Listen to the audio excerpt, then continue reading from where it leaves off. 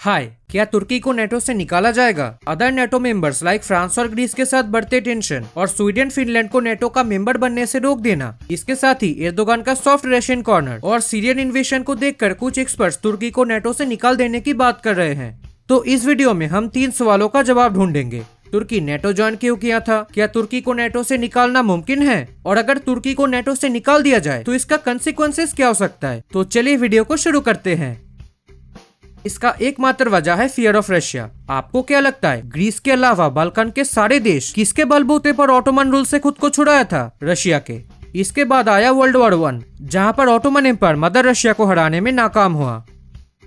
After world war 1, तुर्की war of independence के दौरान सोवियत यूनियन ने तुर्की का खूब मदद किया था। इस दौरान तुर्की और सोवियत यूनियन एक दूसरे के बहुत अच्छे दोस्त भी थे, परंतु हवा बदलने लगी 1945 के बाद से। सोवियत लीडरशिप्स के साथ चल रही कुछ डिसएग्रीमेंट्स के चलते सोवियत यूनियन और तुर्की का रिलेशन न सिर्फ खराब हुआ, बल्कि सोवियत यूनियन तुर्की के वास्ट टेरिटरी को अपना हिस्सा क्लेम किया। इस दौरान केजीबी कुर्दिश रेबल्स को मदद भी कर रहा था। इन सब के चलते साल 1952 में तुर्की नेटो ज्वाइन किया।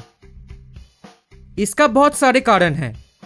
फ्रांस और तुर्की की, स्पेशली मैक्रो और एर्दोगान की दोस्ती के बारे में क्या ही बोले। अगर बोलना शुरू कर दो तो मिनिमम 10 मिनट तो लगेगा ही। और ग्रीस और तुर्की के रिलेशन के बारे में भी क्या ही बोले। 50-60 सालों की नहीं, 1000 सालों की दोस्ती है दोनों का। अभी हाल ही में ये दोनों देश एजियन सी पर डोमिनेंस के लिए लड़ रहे हैं। फ्रांस भी ग्रीस के सपोर्ट में कूद पड़ा है इस कॉन्फ्लिक्ट में।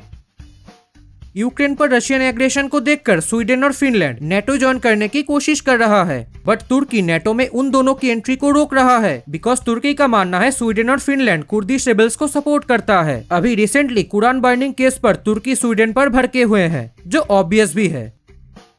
तुर्किश गवर्नमेंट वेस्ट की तरह नहीं है। वेस्टर्न देश प्रो लिबरल डेमोक्रेटिक होते हैं और फ्री स्पीच को सपोर्ट करते हैं, जबकि तुर्की एक ऑथोरिटेरियन कंट्री है। एक पार्टी लेड तुर्किश गवर्नमेंट अपने ओपोनेंट्स को जेल में डालने के लिए मशहूर है और तुर्की में प्रेस फ्रीडम इंडेक्स भी बहुत लो है। इसीलिए ज्यादातर वेस्टर्न देश तुर्की को पसंद नहीं करते हैं। तुर्किश इन्वेशन ऑफ सीरिया तक तो मामला थोड़ा ठीक था, लेकिन बहुत बार ये प्रूव हो चुका है कि तुर्किश गवर्नमेंट टेरर फंडिंग करता है। इस वजह से 2 बार तुर्की एफएटीएफ के ग्रे लिस्ट में भी जा चुका है। एर्दोगान का एक सॉफ्ट रशियन कॉर्नर है। AS-400 के डील से तो हम ये देख ही चुके हैं। इसके लिए तुर्की पर सैंक्शन भी लग चुका है। अब रशियन इन्वेशन ऑफ यूक्रेन के दौरान भी तुर्की ने रशिया पर एक भी सैंक्शन नहीं लगाया। इन सब के चलते कुछ एक्सपर्ट्स ये कह रहे हैं कि तुर्की को नेटो से निकाल देना चाहिए, जिससे स्वीडन और फिनलैंड जैसे कैंडिडेट्स नेटो आसानी से ज्वाइन कर सके। इसका जवाब है नहीं, क्योंकि नेटो के आर्टिकल्स में ऐसा कोई प्रोविजन ही नहीं है। अगर एक मेंबर स्टेट खुद से चाहे तभी वो नेटो से बाहर हो सकते हैं, अदरवाइज नहीं।